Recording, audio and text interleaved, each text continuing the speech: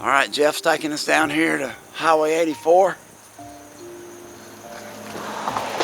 And the Sepulga River looks like a pond.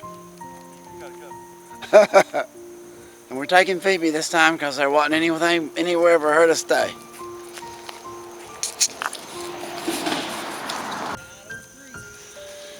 On a Monday, September the 25th, and Phoebe is going on her first camping trip. She's been in a canoe before, but she's not real sure about it.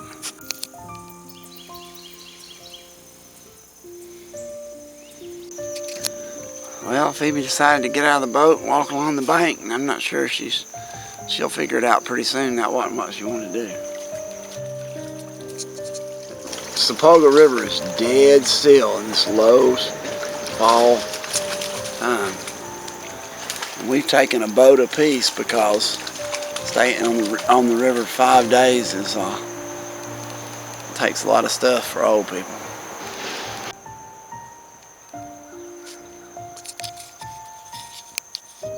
Well, I got her back and told her to stay. It looks like it hurt her feelings.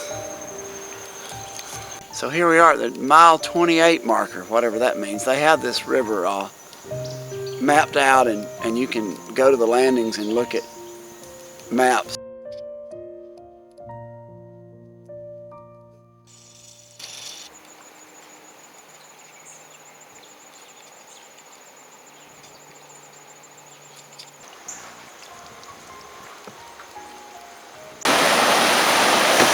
Alright, this is great when the water's a little higher, but today I'm going to have to push the boat. Normally, one can probably get a boat through that. This upper Sepulga is one of the most remote places you can go. If you want to get away from cell phones and people bothering you, this is the place. It's beautiful ferns. Plans were to canoe the Pigeon down to Bruton and to skip all this and to see the Pigeon. But this time of year, when the water's like this, the Pigeon is got about a half mile as it enters the Sepulga that you cannot pass without dragging your boat, so we decided not to do that, which is probably a good decision. So here we come to another break. It ponds and breaks when it's low like this. So there'll be a long slow eddy for about a mile-an-hour current, and then there's a break that you may have to drag through, and then there's a long slow eddy. There's the field that we camped in 2 years ago. Somebody's added some steps since then. And there's some cabins back over on this side. These bends in the river are supposed to indicate that the Pigeon Creek is getting ready. We're getting close to it. We can't be far from Pigeon.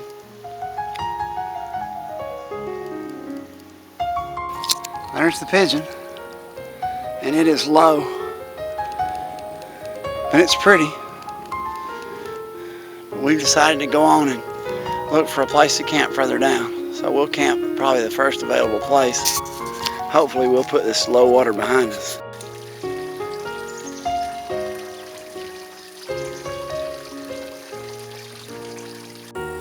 The Sepulga here is really pretty. We thought this would be a great sandbar, and then we looked at it.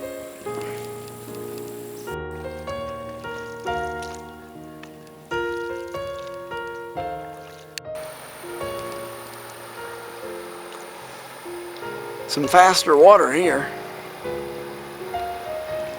Still looking for a flat spot without rocks to camp. And here we are. First night, home sweet home. And there's the Z-Pack duplex zipper version, which needs a little bit of adjustment on this side, and I'll fix that in a second.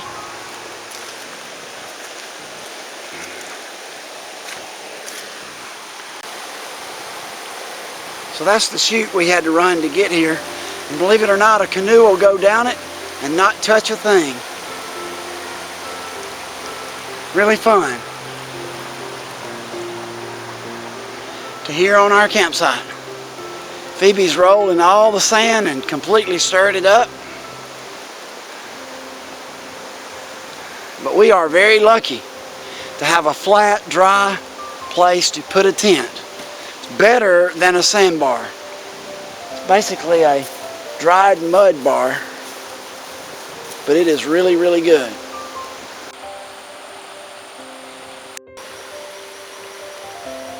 Waking up on a Tuesday morning, slept great with the sound of the water.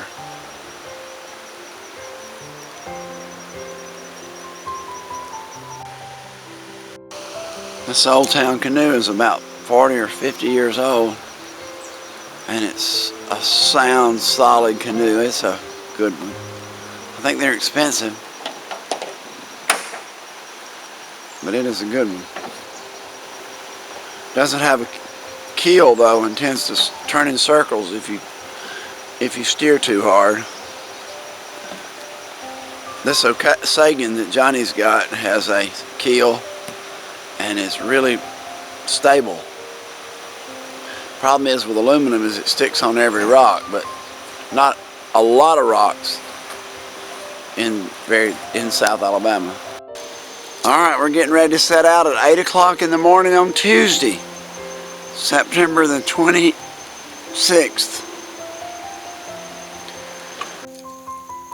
As the river narrows, it runs a little faster. This is really nice. This high banks are characteristic of the next 5 or 6 miles at least. Especially in low water, you can see it.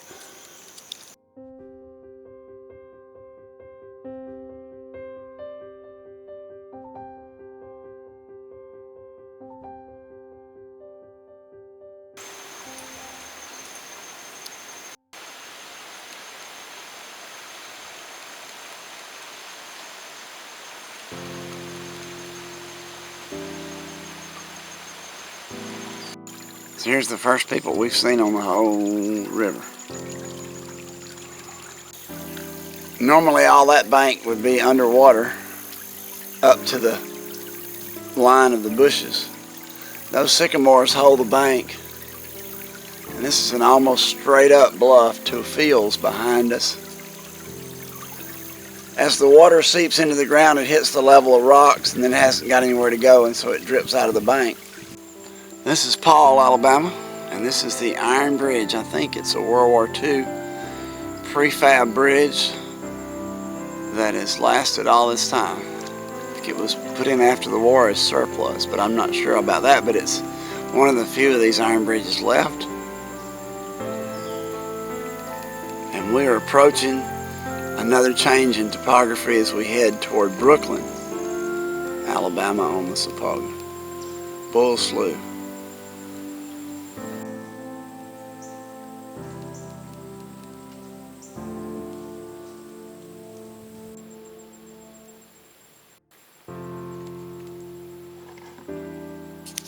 I think we're coming up on the grist mill.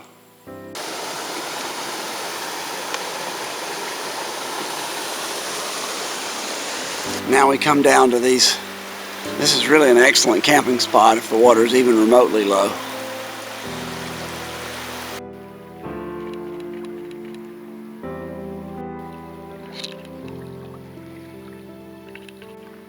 This is Tuesday, September 26th. A week ago today, I was at Vienna Opera House watching an opera. Today I'm on the Sepulga River canoeing, and I'm not real sure which one's the best. But I'm not giving the opera top billing over the Sepulga River.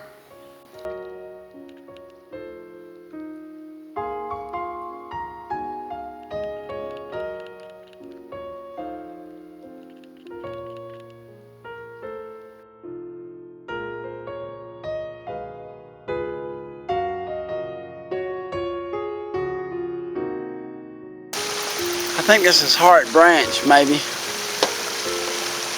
It's a good place for lunch.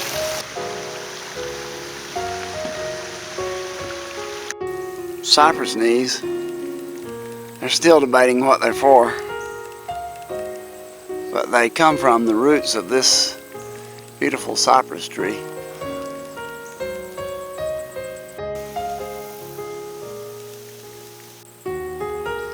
This looks almost landscaped. Guess it is landscaped, but not by humans.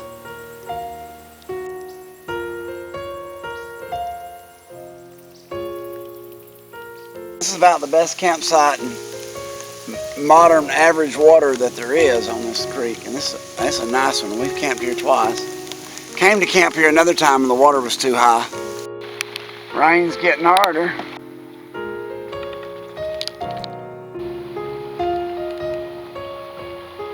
Low water gives you some fun spots. Here's the Brooklyn boat landing and Bottle Creek coming in on the right. You can follow Bottle Creek for miles up the creek. It's really, really pretty with clear water and high banks.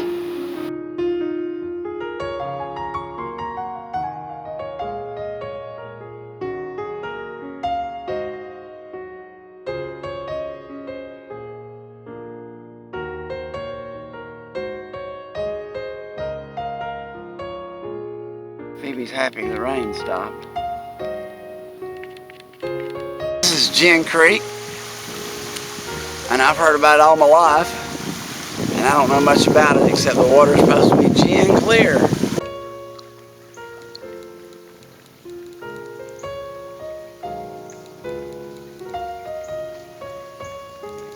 You don't get to see that unless the water's down.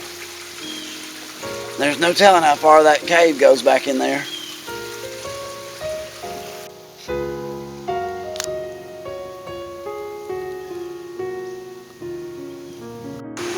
Mushroom Rock in low or even average water is probably worth the time to come up here. Somehow you can drive here. There was a guy on the Mount Bluff when we came up, but I don't know how. Under those caverns, you can swim way back in there. This is a good place to swim.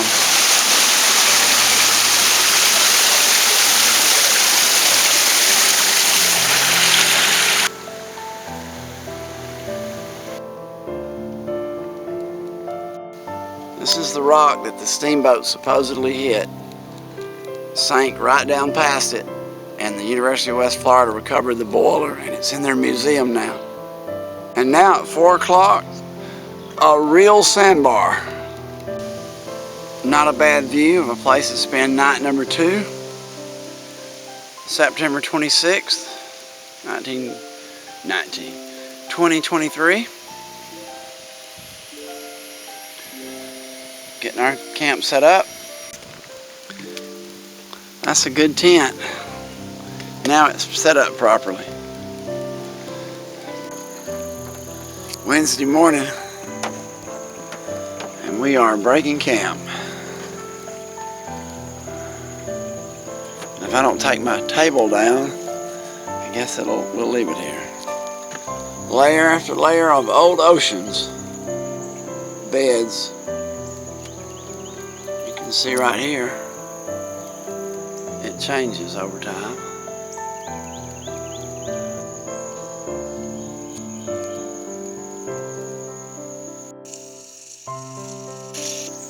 Two miles to Conecuh, to the mouth of the Sepulga. This is about the most peaceful place at 8:30 in the morning. Calm and the river's hardly moving. The Sepulga keeps getting bigger and bigger as we get closer to the mouth.